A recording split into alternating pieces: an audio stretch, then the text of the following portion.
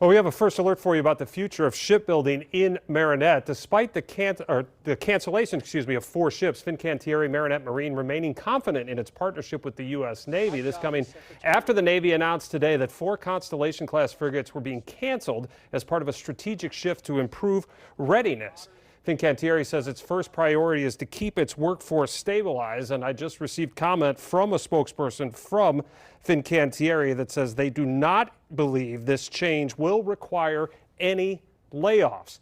Fincantieri does believe the Navy will channel new work for them, saying in a statement released to Action 2 News just a short time ago, quote, "We believe that the Navy will honor the agreed framework and channel work in sectors such as amphibious, icebreaking, and special missions into our systems of shipyards, while they determine how we can support with new types of small surface combatants, both manned and unmanned, that they want to rapidly field. The key is to maximize the commitment and capabilities our system of shipyards represent," end quote. Fincantieri did say that it recently invested $800 million in facilities, and it is confident that it will continue to build vessels for the Navy and the government far into the future.